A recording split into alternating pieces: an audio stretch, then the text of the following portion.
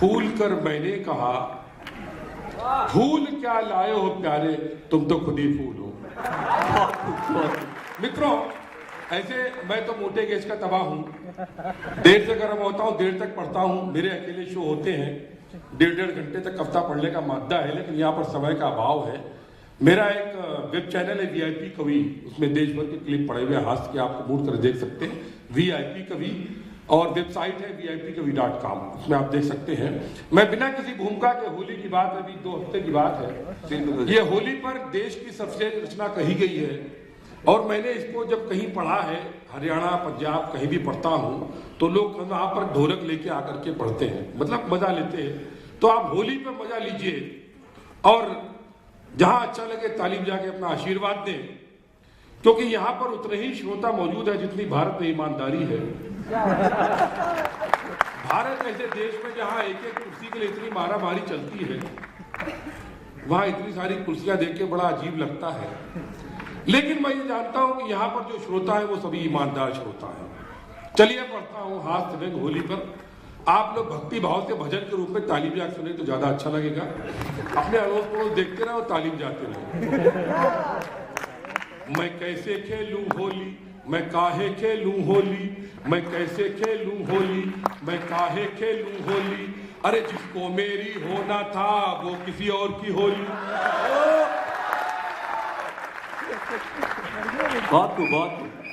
मैं कैसे खेलूं होली, मैं काहे खेलूं होली, अरे जिसको मेरी होना था वो किसी और की होली।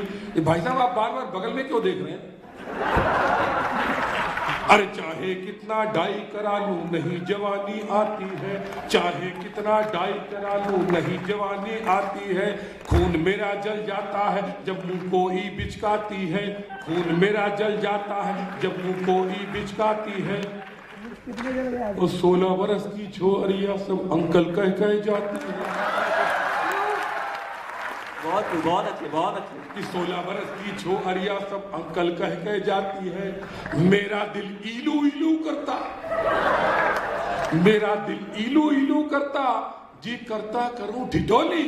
मैं कैसे खेलूं होली, मैं काहे खेलूं होली, अरे जिसको मेरी होना था वो किसी और की होली। मैं कैसे खेलूं होली। एक बार जोर से बजा लीजिए आप लोग से। कि भरी जवानी में मैंने कुछ ऐसा कर दिखलाया था। हम भी कभी जवान थे, दुबले पतले स्लिम हुआ करते थे, मैं अग्रवाल की तरह स्मार्ट हुआ करते थे। कि भरी जवानी में मैंने कुछ ऐसा कर दिखलाया था, एक लड़की के घर में घुसकर बस उसको रंग लगाया था। भरी जवानी में मैंने कुछ ऐसा कर दिखलाया था, एक लड़की के घर में घुसकर बस उसको रंग लगाया था। उसके घर वालों ने जब पीटा उसको बहन बनाया था। भरी जवानी में मैंने कुछ ऐसा कर दिखलाया था, एक लड़की के घर में घुसकर बस उसको रंग लगाया था। उसके घर वालों ने जब पीटा उसको बहन बनाया था। अब उसके बच्चे मामा कहते, बहुत अच्छे। अब उसके बच्चे मामा कहते है अपनी किस्मत रोली। मैं कैसे खेलूं होली, मैं काहे खेलूं होली, अरे जिसको मेरी होना था वो किसी और की होली। बजा लीजिए आगे बढ़ते। और देवानंद बनना चाहूं और मन मेरा ललचाए, अरे देवानंद बनना चाहूं और मन मेरा ललचाए। सिर पर कंघी क्या फेरूं, बंजर खेत नजर ही आए। देखिए मैं आपको बता दूं, इसमें कोई शर्म की बात नहीं है। अगर आपके यहाँ पर बंजर खेत हैं तो आप देश की उन्नति के प्रतीक हैं। बहुत अच्छे। मैं आप देखिए, मैं सिद्ध करना चाहता हूँ, अब क्या करूँ, कविता में पंक्तियां है, मजबूरी का महात्मा गांधी। तो मैं कह रहा था कि एक बार क्या हुआ, ऐसे जब बंजर खेत पर एक मम्मी मक्खी बैठी हुई थी, एक बेबी मक्खी बैठी हुई थी।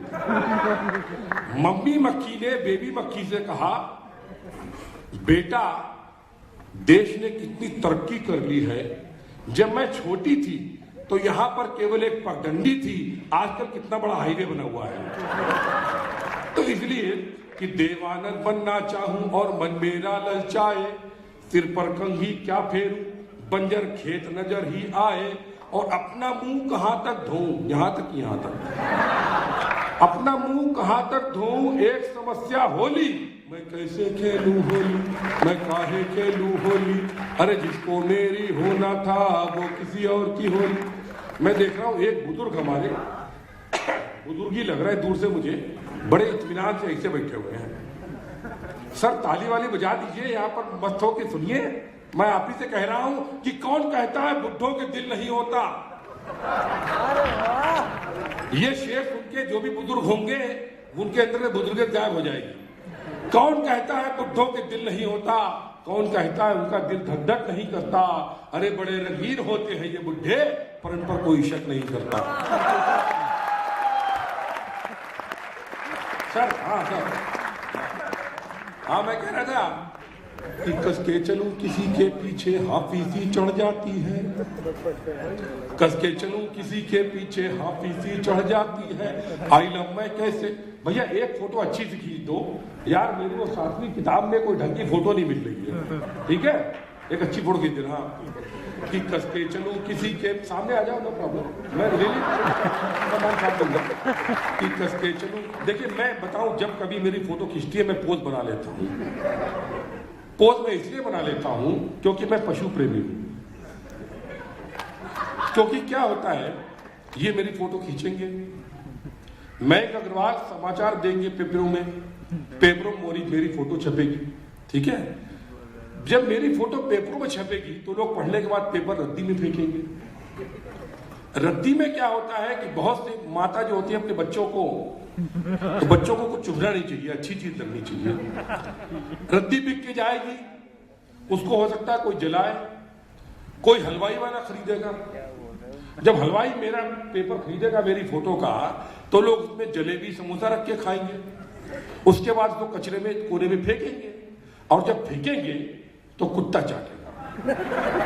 और मैं चाहता हूं कुत्ते को भी कोई अच्छी चीज चाटने को मिले, इसलिए बढ़िया पोज बनाऊंगा। क्या बात, क्या बात। कि कस के चलूं किसी के पीछे हाफिजी चढ़ जाती है, आई लव मैं कैसे बोलूं बस एक समस्या आती है, और दांत नहीं मेरे मुंह में बस हवा निकल ही जाती है, और रक्तचाप बढ़ जाता मेरा जब सुंदर कन्या दिखे, अरे जाने किसकी होली अपनी 4 कांधों पे डोली, मैं कैसे खेलूं होली, मैं काहे। होली पे एक याद आया आपका कि होली तो होली, मैं कहता हूं कि मजा ले लो जिंदगी का यारों, मजा ले लो जिंदगी का यारों, जिंदगी के तो हर रंग सुहाने हैं। क्या बात है। मजा ले लो जिंदगी का यारों, जिंदगी के तो हर रंग सुहाने हैं, वो होती है तो हो जाने दो किसी और की। क्या बात है। वो होती है तो हो जाने दो किसी और की, हमारे भी क्या कम दीवाने हैं, हमारे भी क्या कम दीवाने हैं। मित्रों, देश में अभी तक कुछ 3 महाकवि हुए हैं। पहले महाकवि कालिदास, मैं आपको इसलिए बता रहा हूं, ये मौके बार बार नहीं आते। महाकवि कालिदास नहीं रहे। दूसरे महाकवि हुए तुलसीदास, तुलसीदास भी नहीं रहे। और तीसरा महाकवि मैं, और मुझे भी खांसी आ रही है, तबीयत खराब है, इसलिए आप लोग ताली वाली जरा बजाते रहिए तो लगे कि एक और हाथ से पढ़ देता हूं, लाफ्टर में पढ़ी थी तो यहां भी पढ़ सकता हूं। मल्लिका शेरावत का इंटरव्यू, मल्लिका शेरावत का इंटरव्यू का शीर्षक है, ये रेडियो मिर्ची उसकी बहुत बड़ी, कि पिछले दिनों जब अपने बचपन के कपड़े पहनकर मल्लिका शेरावत के बारे में क्या कहा गया था। एक बार क्या हो गया, कस्टम पर वो जा रही थी तो कस्टम वाले ने देखा उनके पास एक माचिस की डिब्बी थी। उन्होंने कहा सर ये मैडम ये माचिस की डिब्बी क्यों ले जा रही है। बोले माचिस की डिब्बी थोड़ी ना, ऐसे मेरे कपड़े हैं। ये कोई खास बात है। और मल्लिका शेरावत की मैं बहुत इज्जत करता हूं, आप लोग भी इज्जत करें, क्योंकि इस देश में अगर कोई एक आदमी है, कोई एक औरत है जिसने महात्मा गांधी का पालन किया है, वो मल्लिका शेरावत है। क्योंकि महात्मा गांधी ने व्रत किया था कि अपना जीवन एक कपड़े में गुजारेंगे, और वो भी एक ही कपड़े में गुजार रही है।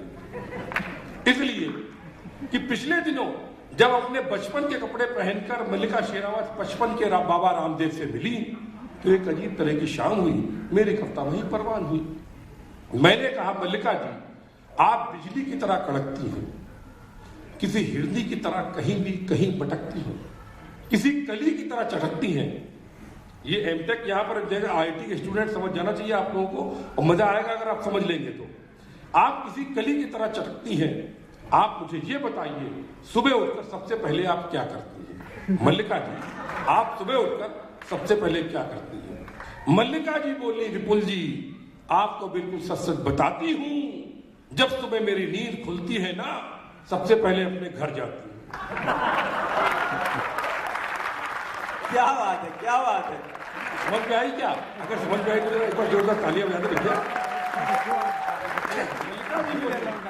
जब मेरी नींद खुलती है, आपको सच सच बताती हूँ, सुबह जब मेरी नींद खुलती है सबसे पहले घर जाती हूँ।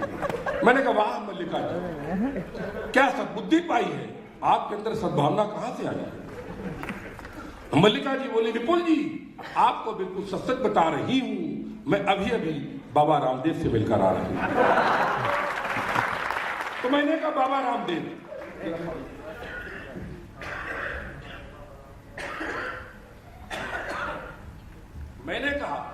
मैंने कहा बाबा रामदेव, आप मुझे कुछ समझाइए, पत्नी को बस में कैसे करें बताइए।